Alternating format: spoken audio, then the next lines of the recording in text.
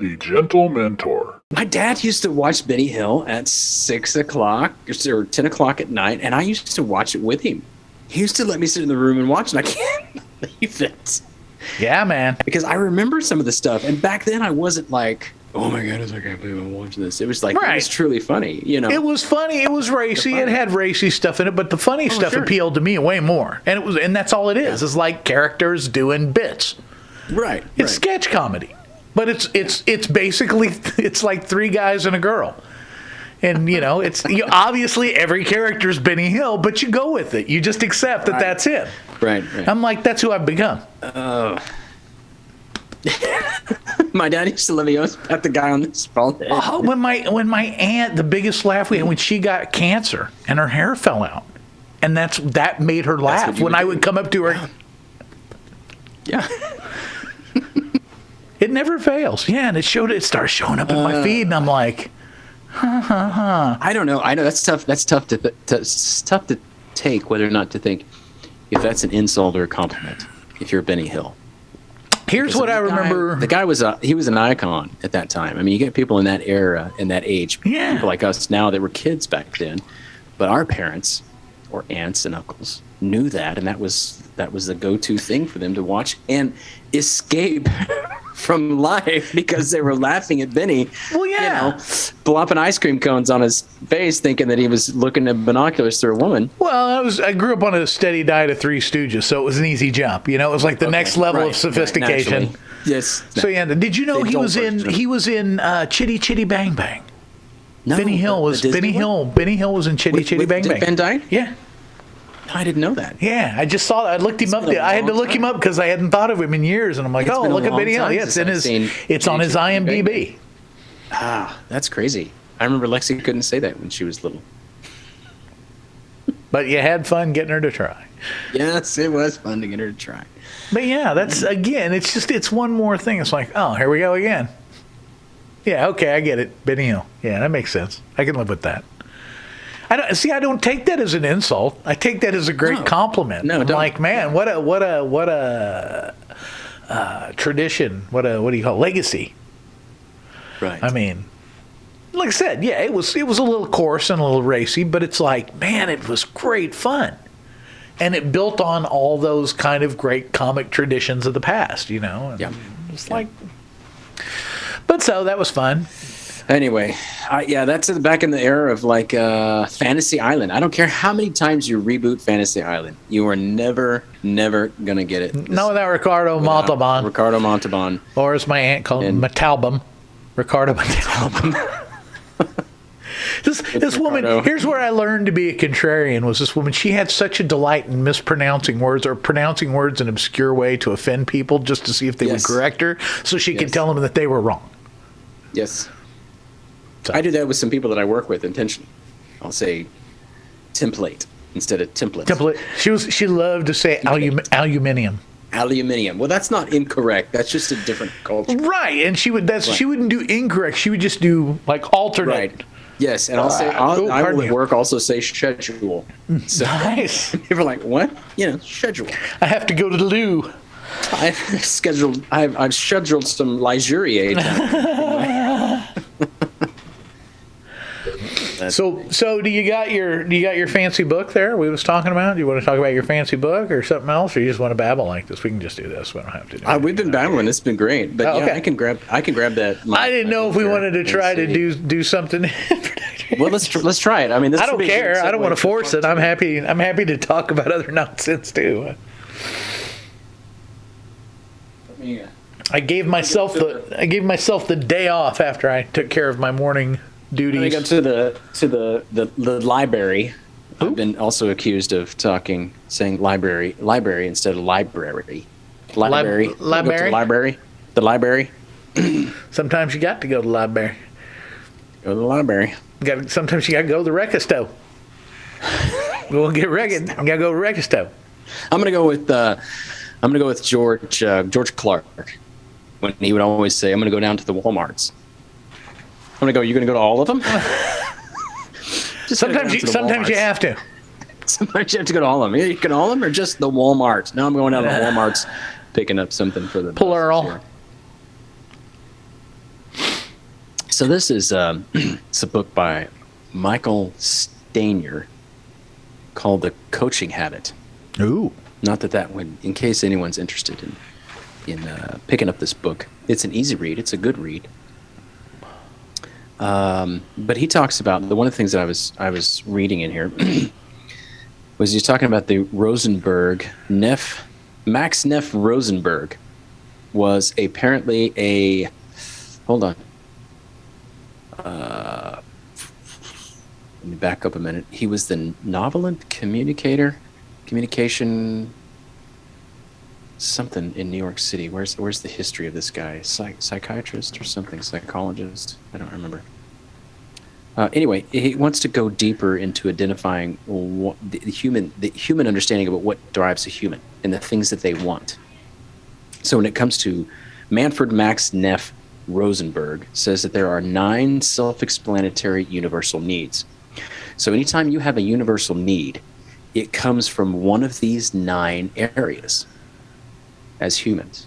Okay. Are you ready? I'm ready. And we can take any or none of these or all of these and expand on them as much as we want. And then I will read what he says after this. Ooh. But the 9 are affection, creation, recreation, freedom, identity, understanding, participation, protection, and substance. So when you ask someone, what do you want? Listen to see if you can guess the need that's likely behind the person's request, which usually falls in one of these 9 categories. For example, when someone says, I want to talk to you, or I want to talk to the VIP, he might be really needing protection. I'm too junior. I need more participation. I need part in this project. Or he might be needing some understanding. I want you to understand where I am in the organization. And or I need to understand. Yeah, or you need to understand. Yeah. So anyway, so those 9 general human basic underlying needs for anything that someone would ask or want is basically based in one of these 9 areas. Yeah, I would probably lean toward calling them motivations rather than needs, because they're not really needs. I mean, when you talk about human needs, that's a pretty short list. I mean, things we need just to survive. Now, those, when you get into what he's talking about, this is more like quality of life stuff. This is like beyond the basic needs. This is like, like the motivations. What's behind why we do the things we do. So that's always an interesting and valid conversation. Let's look at them one more time. Let's do it. Let me say them one more time. And you and I, because I agree with what you're saying, but then I look at them again and I go, maybe they are more needs than they are motivations for wants. Affection. We need affection, right? I see. I'm not certain. Lack of affection will not cause you to fail to survive. It will just make you a bad thing. Right. But this may be a very obscure connection, but let's go back to the Tom Hanks movie. Where he's on the island. What's the name of the volleyball thing? Castaway. Castaway. Yes. He created affection from Wilson. Right. He needed that companionship. Yeah. He needed it for his sanity, his own sanity. I mean, they've done studies with like animals and stuff that show like Life of Pi. He created the illusion of the tiger in the boat with him for that whole affection thing. So right. Well, anyway, again, baby animals that don't bond with their mothers to become that's part of why what they think makes people psychotic. Not neurotic. The psychopath thing has to do with a lack of connection with other humans. Okay. So yeah. So anyway, freedom, participation, freedom. Do we need to talk about freedom? I mean, people who are in bondage, that's what they desire most. It's difficult because at the same time we live in a society which is increasingly like where free people want to be in some kind of bondage. They want, and this probably goes more to there was one about protection. Right. That's We live in a society where that's almost could characterize like the two segments of society. There's part of society that wants freedom and they want less government and less intrusion. There's part that want protection and they want more intrusion and more. So it would be interesting. And on that thought, it would be interesting to take these 9 things, and they're not. So it's not an even number. So we can't take a balance of the 2 different ones. But maybe there's a left, right, and a middle of each of these things. You know what I'm saying? Like yeah. Because creation and recreation could almost be opposites. Or the same. Could be. Because creation is a word and recreation is that word with re on the front of it, which means you're doing it again. Recreation, yeah. Recreation. True. You've created a second time. I would say that recreation and creation are the same thing. Really? Yeah. So you don't think that creation kind of goes back to that whole logotherapy with Viktor Frankl, where he talks about you need a project to work on, you need something to do. Yeah, that's you do. The creation thing. The recreation is the same thing but different. It is. But I would say it's almost that escapism that we're talking about. It is. Recreation that I enjoy with my son is watching the Marvel movies and talking about it and delving into all that lore and all that Universal stuff that's just like worthless, but it's fun. Stop hitting me like that. I'm sorry. I'm not used to having the microphone this close. I'm trying a different thing. So, sorry. I apologize. I don't think that's opposite. I think it's another version of the same thing. The creation and recreation? Yeah, it just has a different outcome. Okay. In creation, you're making something for a practical need. In recreation, you're making something for an impractical need. That's different. No, just the purposes. You're still creating something with it. But creation is more external, where in my mind, recreation is more internal. I don't know. I'm not sure because I agree with that. If I'm creating a, let's say I want to create an app for a phone. I've got that creator mentality. I've created a piece of artwork that someone buys. It's external. But recreation, I'm looking to satisfy the internal. But it starts here. Adrenaline. Yeah. It does all start here. Yeah. Okay. You do that and you create and you build and that comes out like that. Right. When you recreate, you're taking the opposite thing. You're bringing this, and it's doing the opposite. It's not. It's just you're plugging your brain into a different thing. This thing is for practical, and this thing is for impractical. It's different things to plug your brain into. The outcome may be different, but the purpose behind them is really the same. It's to get your brain. Frankl says your brain needs a purpose. So whether you're creating something practical, I've given my brain this purpose. I go to the shop, I get out the saw, wood, whatever. Now I'm going to do something impractical. I have to make the preparation. I have to take my brain and plug it into this other thing. Now it's going to do something. Yeah, it's not going to make nothing. It's not going to do. It's going to do something for me. I'm getting recreation. Yeah, to me, it's just like created. It's pointing. You're pointing the gun in a different direction, maybe to say it in another way, and then you talk about you're with your son and you're talking about the Lord, and you're going, I'm like, well, you're creating something again, aren't you? You're creating relationship. You're creating strands of relationship through that. Well, yeah, you are. Yeah. And I'm doing it all because of free. Yeah. Yeah. I'm doing it all because I bought this book and this guy said I should. I'm doing it all because I can go to the movie now because COVID says I can. That's right. And we're doing it together, so it's participation. There you go. We're watching a Marvel movie, so that's protection. Popcorn? He's protecting it. Did you have the popcorn? Popcorn is sustenance. Substance. Exactly. The popcorn and the Cigar City Dark Maduro was also the substance. Were you allowed to have that in the theater? That'd be nice. Yes. Yeah, they serve it to you in the theater. Yeah, that's nice. Yeah, we the got cigar? Alamo Draft. No, not the. No, Cigar City is a brewery. Oh, okay. It's a brewery in Kansas City, St. Louis. I don't know where it is. Maybe it's not even local. We went to a movie theater down in Daytona. Yeah, where they had the beer. Got to drink the beers and watch a movie. We saw the Suicide Squad. Ah, yeah. Had several Stellas.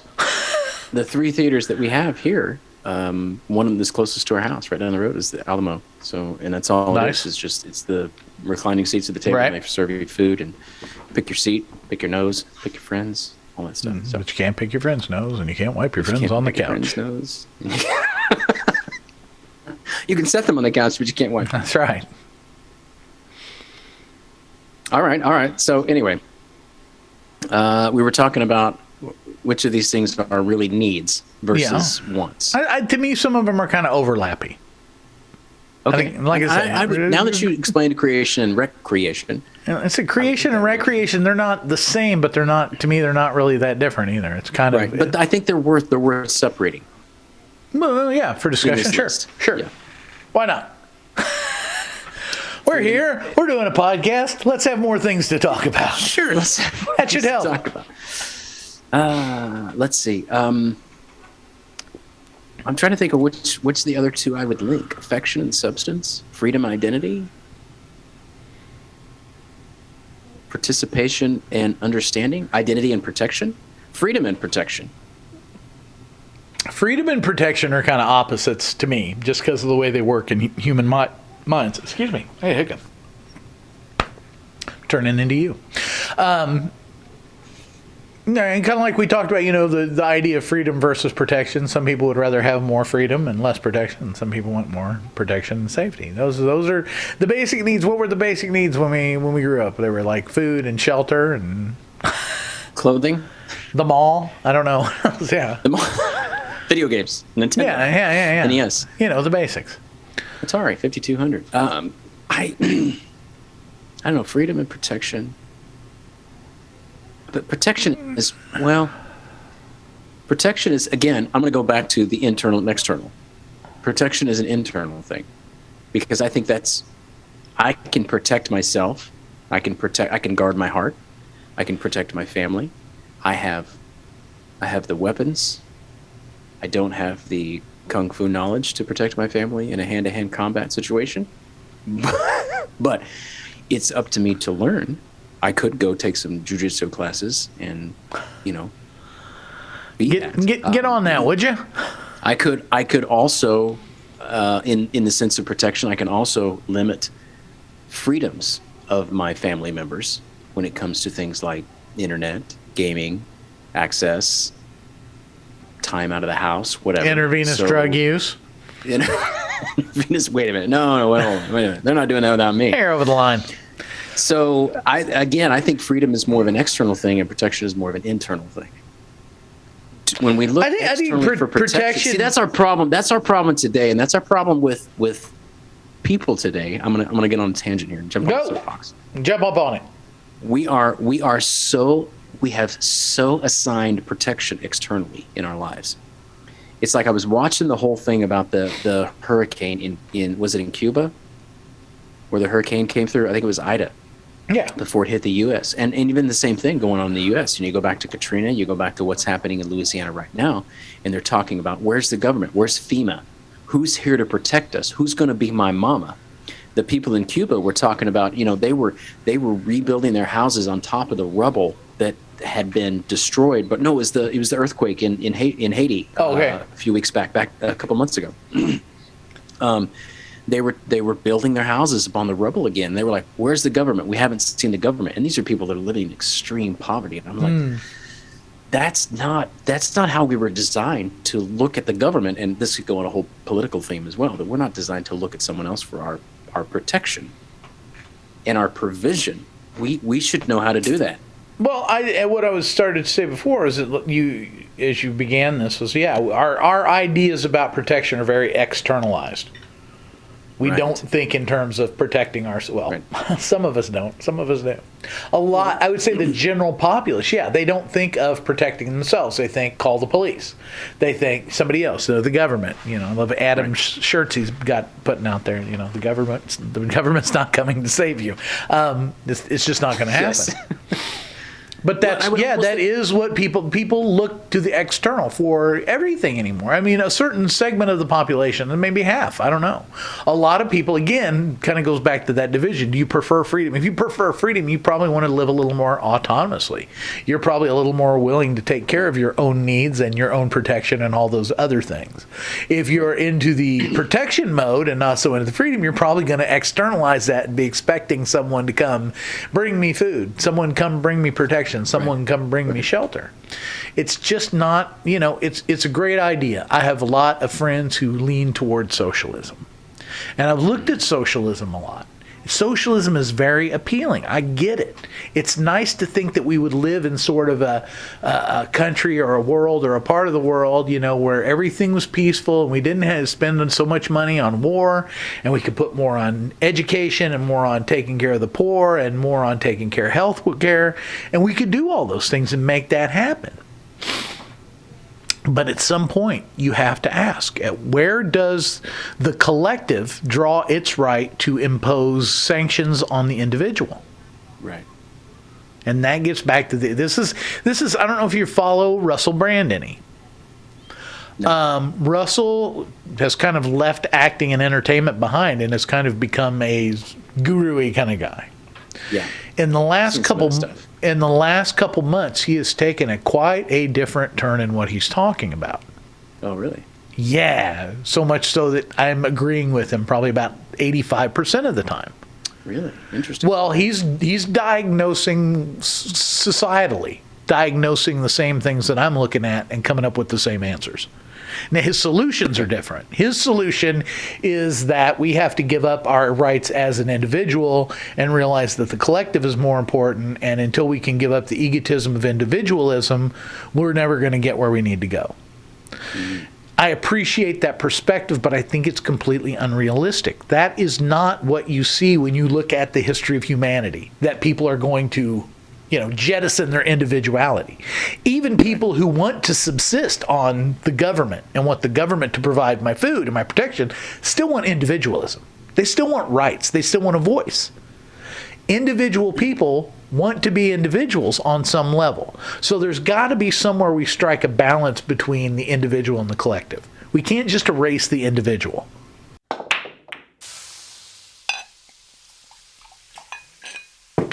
The Gentlementor.